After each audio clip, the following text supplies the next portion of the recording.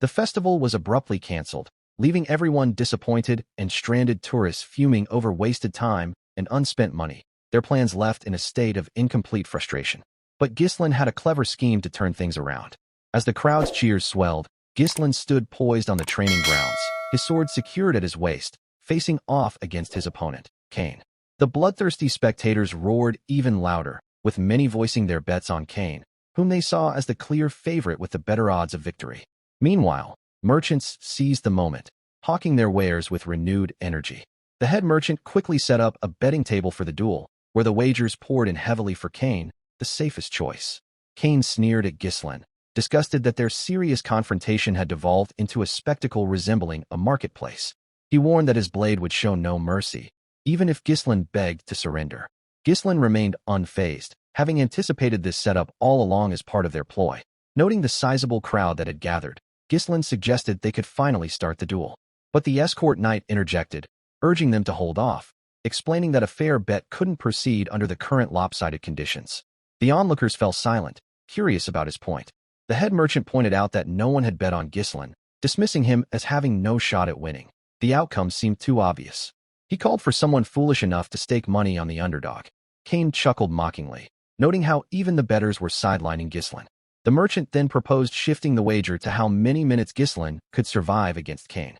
Before he could elaborate, Skovan stumbled forward and slammed a heavy sack of coins onto the table, declaring his bet on Duke Ghislain. A subtle smirk crossed Ghislain's face at this show of support. Moments later, an even larger sack thudded down atop it, as Belinda and Elena stepped up, announcing they too would wager on Ghislain. This stunned the crowd, especially since neither woman had been clued in about the duel beforehand. Elena inquired if this amount would balance things out, and the merchant nodded in agreement. Kane scoffed, complaining that they were delaying him pointlessly. Ghislain, playing the elder, insisted Kane take the first strike, reasoning it would look odd if he initiated against a younger foe.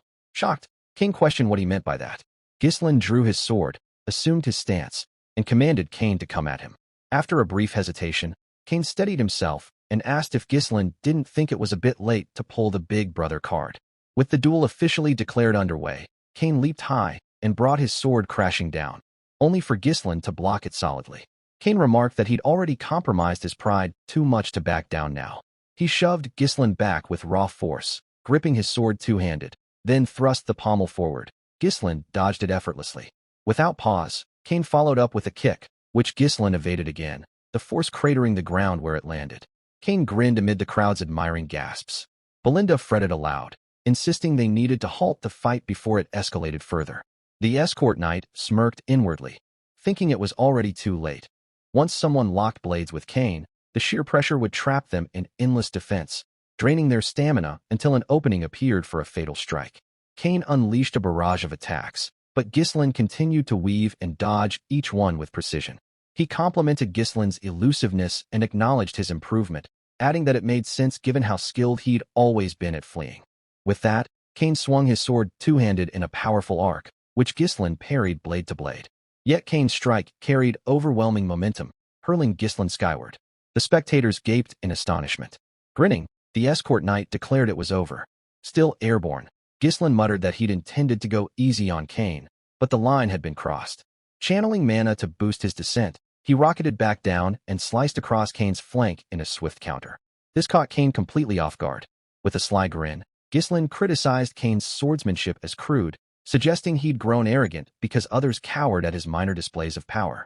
He offered to open Kane's eyes to true skill, resuming his ready stance.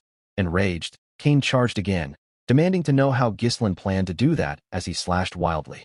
Ghislain countered with a back kick to the hilt of Kane's sword, then spun midair to gash his arm, shoulder, and side before landing gracefully. Kane thrust desperately once more, but Ghislain sidestepped, planted a foot on the blade to pin it, and Kane, to the ground, forcing him to one knee. In a fluid motion, Ghislain delivered a shallow slash across Kane's neck. The crowd erupted in shock, then cheers for Ghislain, with some praising his remarkable progress and others lamenting their lost bets. Elena turned to Belinda triumphantly, assuring her there had been no cause for worry. Skovan smiled quietly in approval. Inwardly, Kane realized the neck wound was deliberately superficial. Ghislain could have ended it fatally, but chose not to. He stared in disbelief, questioning how Ghislain had achieved such mastery. Ghislain casually tossed his sword aside, declaring that the skill gap was too wide for proper entertainment value. From here on, he announced, he'd fight barehanded. This only fueled Kane's fury further.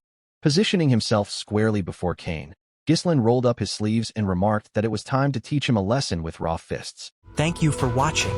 If you enjoyed this manhwa recap and want to catch the next chapter, smash that subscribe button, like, and hit the notification bell. Got a favorite manhwa you'd love to see recapped? Drop it in the comments below and I'll see you in the next one.